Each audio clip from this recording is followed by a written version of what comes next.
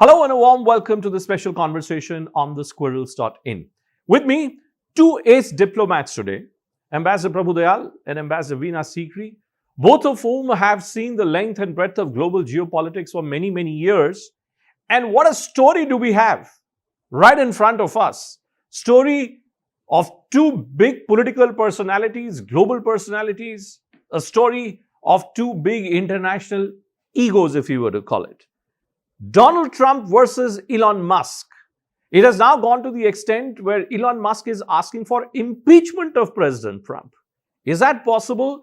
How should we in India be looking at this entire battle which is playing itself out between these two? So let me straight away kick off and welcome both our esteemed guests today. Let me first begin with you, Veena.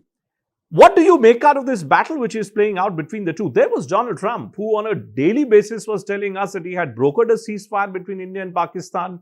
And suddenly his best friend, who spent $290 million in the Republican campaign, is asking for his impeachment. How should we in India be looking at this entire story, ma'am?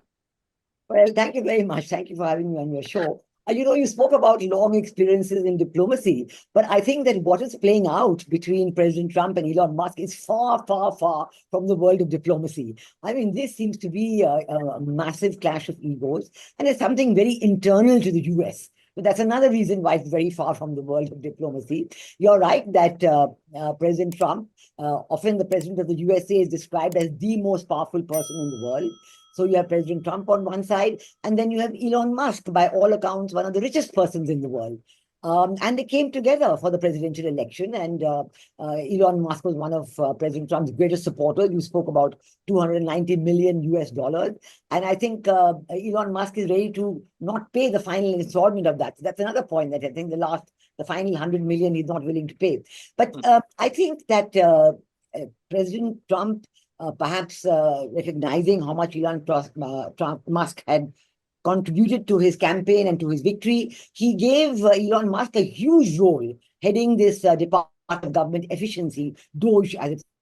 And there Elon Musk was tasked to look at every department of government, to cut expenditure, and they wanted to save, as they said, trillions of dollars to reduce the American debt and to make government more functional, more efficient, more streamlined. And over the last few months, we have been hearing, number one, how Elon Musk got access to a lot of, inside information, inside even computer readouts and supposedly confidential material about various ministries, social security, and so on, what he had done, how much he had reduced. But then I think, he could not stay on in government because there was his post was that of a special government employee that ran out after a certain number of days. And so a few days ago, we saw him say goodbye to the government of the United States, and he was that a goodbye? Should I not be looking at this not as a goodbye, but maybe President Trump would have told Elon Musk that his services are not needed? Was it a goodbye, or was it really a kick against Elon Musk? No, well, I think he had to leave, but whether he would stay on in some other informal capacity, because the number of days were limited, 130 or something days. But I think already 2 or 3 points seem to have come up before that. I think one of the main things seems to be this, what President Trump has described as the big and beautiful bill, this huge bill that he puts on. And Elon Musk has been expressing his concern and dismay and lack of appreciation of this bill because it brought in a whole lot of new spending, and his job as head of DOGE had been to cut spending and to reduce spending and to bring it down below a certain level. So here was President Trump going in with a whole amount of new spending, which Elon Musk must have thought would really make a mockery. Is it just that, Ambassador Dayal? Is it just that, Ambassador Prabhu Dayal? Because all the information which we are now beginning to make some sense of, the real problem Elon Musk has is the removal of the tax subsidies, the tax incentives in the electric vehicle space, which was to be given by the US Treasury, which has been withdrawn. And that has a direct impact on Tesla. The shares of Tesla have fallen by over 14%. Do I look at this as a collapse of a business deal between President Trump and Elon Musk, Ambassador Dayal? Well, first of all, Bhupen, thanks for having me on your show. And it's a real honor for me to be on the same show as Ambassador Veena Sikri, who's 5 years my senior in service. And it's really a great honor, ma'am. Now, Bhupen, you have asked a very pertinent question. Whether the withdrawal of the subsidies that were being given for e-vehicles broke the very cordial relationship between Musk and Trump. Yes, indeed, it is so. Because Trump's recent decisions began to hurt Elon Musk. As Ambassador Sikri said, the differences erupted in the context of Trump's big, beautiful bill, which really is not so beautiful. In fact, it has very adversely impacted a lot of people, including non-resident Indians who are working in the United States. But that's a separate issue. Now, if you look at their relationship going backwards, you will find that to start with, they were never close. In fact, Elon Musk had been a supporter of the Democratic Party. And when Donald Trump was contesting for president for the first time, that was back in 2016, Elon Musk had said that Trump is not the right guy. He had said that Trump doesn't have the sort of character that would reflect well on the United States. Nonetheless, they became closer during the course of Trump's campaign for the second term. In fact, when Trump was shot and bullet missed him very narrowly, then there was a decisive moment when Elon Musk began to draw close to Trump. And in fact, he reinstated Trump's Twitter account, which had been taken away earlier, and drew closer to Donald Trump. Now, this proximity began to increase, and Elon Musk was present at Donald Trump's Florida home, the Mar-a-Lago residence, quite a number of times, including on the night when Trump won the election. Yeah. And there was every indication that they had drawn very close. And till just about a month ago, this closeness was there for everybody to see. So what went wrong? That's what I'm trying to understand. What could have gone wrong then between the two of them? Well, is it business?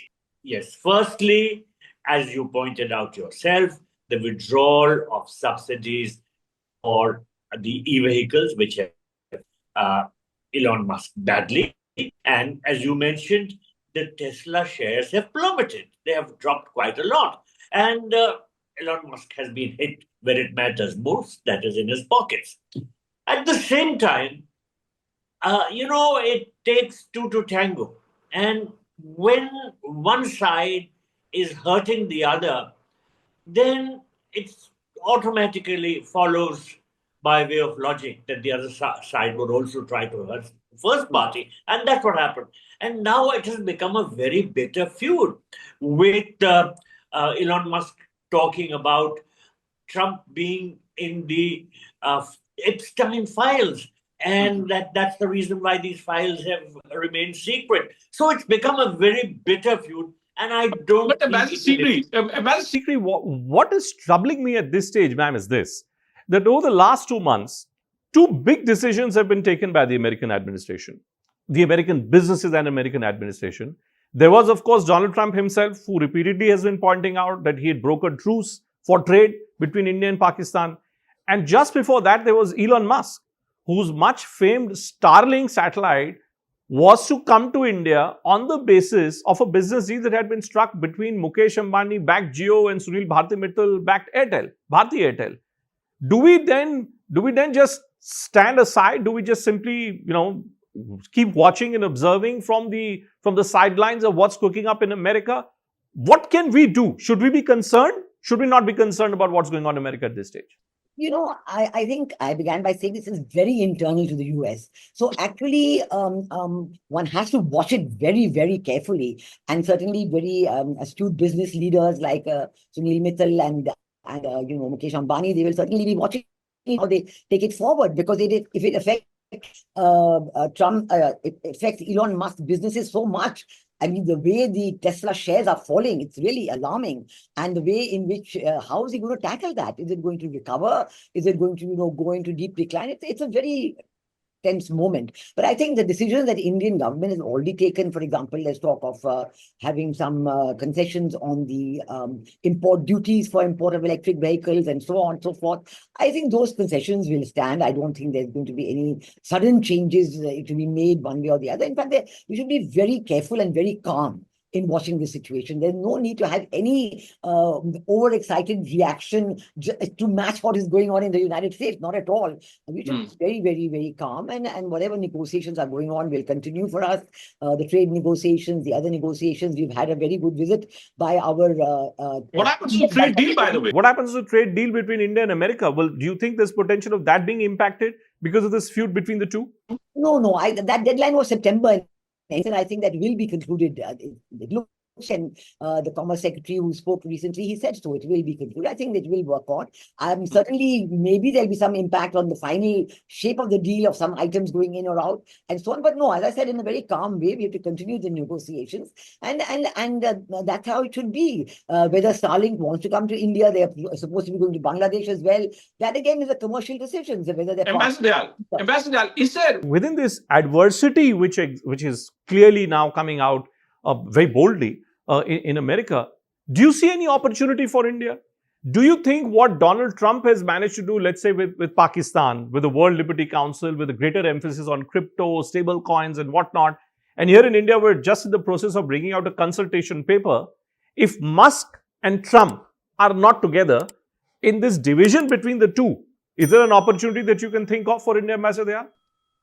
Well, no, I don't think that that tussle or that conflict will have any bearing on our relations with the Trump administration. No, for a fact, we know that Donald Trump is transactional. And he has tried to work out a cozy relationship with Pakistan because his company, which is in the crypto business, has some interest in Pakistan. So if Trump sees some business interests or some sort of prospects for himself in India, he will cozy up even more. But as it is, the relationship is going quite smoothly. It is being developed in the right direction. But of course, Trump is never going to be an easy customer to deal with. He has already branded us as the tariff kings and said that there's no other country which imposes such high tariffs as India does. So he has been pretty harsh in his language. Nonetheless, we have gone a long distance in placating him. We have dropped several tariffs, particularly on things like Harley-Davidson and Bourbon whiskey. All this has been done in an effort to appease him. But to come back to your fundamental question, whether the tiff or the great divide which now exists between Donald Trump and Elon Musk, whether that will impact the US-India relationship, I don't think that's going to happen. Okay. Final question then to you, Ambassador Sikri, first you and then to Ambassador Dayal. What does this mean for this, for a very clearly visible relationship that we saw between a big billionaire and a big politician? Right through the US election campaign, we saw the role which was being performed by Elon Musk. We saw how Donald Trump repeatedly was praising Elon Musk even thereafter. Do you think there's a lesson there somewhere for global leaders? You can maybe use global business tycoons, but if you allow a global business tycoon to get into your office, as Musk was there with his son at the Oval Office, is there a message you think which is coming through this feud for global leaders?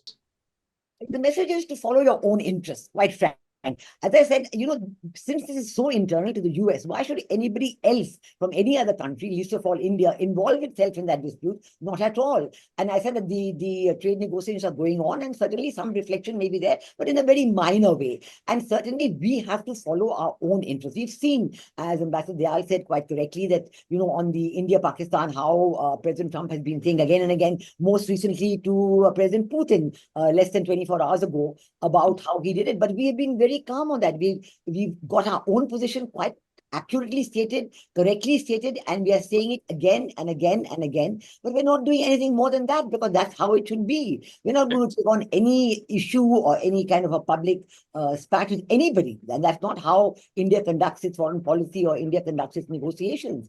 Everything has to be done very calmly and very quietly, keeping India's interests at heart and keeping India's business interests at heart as well. So I think apart from watching this very carefully and seeing directly because of the decisions that Elon Musk may be forced to take, there might be some impact on the electric vehicles. Other than that, I think that in Washington, D.C. is known to be such a volatile place where political fortunes rise and fall every day, but rarely has it been done in the public view, in full public sight, as has happened in this case. This is the big difference between this one, where normally previously when political fortunes rise and fall, somebody just quietly moves away from the scene and you don't hear of that person much after that. But in this case, it's a very messy fallout. And there have been signs, for example, the person that Elon Musk wanted to head NASA, that was not agreed to by President Trump. And I think Elon Musk realized that he would not be able to get his way with President Trump all the while. And it's a very, very messy falling out